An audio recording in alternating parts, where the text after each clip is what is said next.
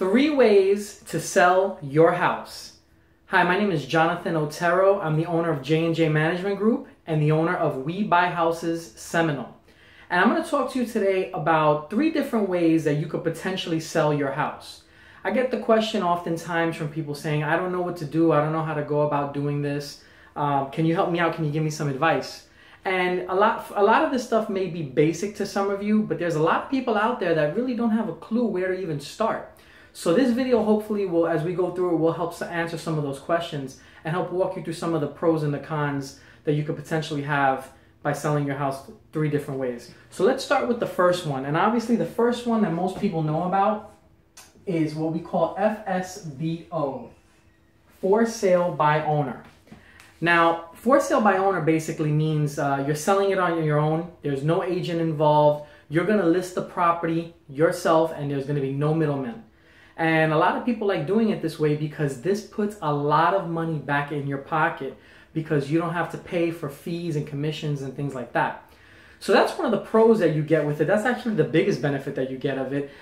It's funny, a lot of people call for sale by owners greedy people because when you're usually selling for sale by owner, it's because either the margins are really tight on your profit that you're going to make on that house, or you're just trying to make as much money as possible and you want to keep control of every single thing that happens. So that's one way to sell your house is for sale by owner. Big advantages, like I said, money back in your pocket. Some of the negatives to selling for sale by owners is there is a lot of marketing that you have to do on your own. There's a lot of paperwork that you have to do on your own. And if you're not a real estate professional and you're not in the industry often, it could be very, very overwhelming.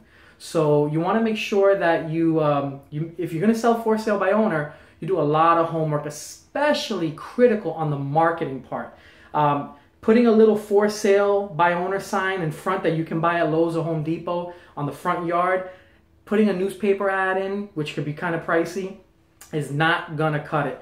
Going on Craigslist can help, but you're gonna get a lot of people calling you and you're gonna have to filter through all those calls and who's a serious buyer and who's not. So there's a lot to think about if you're gonna list your house for sale by owner. Keep that in mind. The second way to sell your house, and a lot of you obviously know this is the most general way people sell their house, is listing with an agent, a real estate agent. Obviously, this is the majority of people when they're thinking about selling their house, they go to a real estate agent. But there are so many agents out there in the market. Who knows who's good, who's bad, what to ask an agent, how to find out what's the right agent and the right fit for you. So a lot of people get nervous when it comes to this because obviously this is the #1 way to sell a house because agents have access to the MLS. This is critical. The MLS is the #1 way to sell your house. And agents have access to the MLS and other agents have access to it. So once it lists on the MLS, everyone's going to see your house, which gives you maximum marketing exposure to sell your house quickly, and as long as it's priced right, it'll be good. The downside to listing with an agent, you probably can already answer this question for me if you're at home watching. The commissions. Agents usually charge 6% commission to sell your home. So just do a little math on that. If you're looking to sell your house for $300,000, that is $18,000 coming out of your pocket at the closing table and going into the agent's pocket. And it's usually going to be 3% for your agent and 3% for the buyer's agent, the agent who brought in the buyer that's going to be buying your house. They split that commission. So that's a lot of money coming out of your pocket. And if you don't have enough room in your deal and your house doesn't have that much equity into it, if you have 6% commission plus your closing costs plus, next thing you know, you may not be walking away with as much money as you thought. So something to consider, but they will sell your house fast because they have maximum marketing exposure, MLS. So that's another thing to consider. And when you're interviewing agents, it's just basically ask questions. How do you market? Who do you market to? What's your buyers list look like? Have you done any sales recently in this area? Can you show me some comps to support what you think the price of the house should be? Things like that are some of the questions you should ask them. And also, you'll get a vibe and you'll get to see if you start interviewing at least 3 or 4 different agents to kind of see who's a good fit for you and who might work best for you. But make sure you interview them before you sign that listing agreement, because you want to make sure you're getting hooked up with the right person. So that's the second way to sell your house. The third way is to sell to an investor. That's me.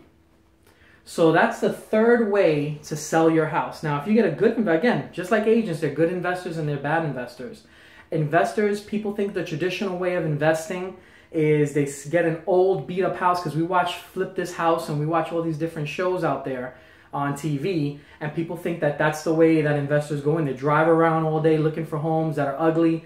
They get it under contract and then they fix it up, and they start taking one of these things here, taking a hammer and start banging the walls and knocking down the walls, and then next thing you know, they have the before picture and the after picture, and now here, voila, here we go, here's a new house, and we're selling it for a profit, and we're walking away with thousands and thousands of dollars. The rehab part of investing is, people think that rehab, if you look at it as a pie chart, people think that rehabbing is this whole section here, and really it's not. Rehabbing, as a real investor, a rehab is only this little portion of investing into real estate, because a lot of it is more getting it under contract and finding the right deals and talking to people that want to sell their homes off market because they need to sell fast, things like that.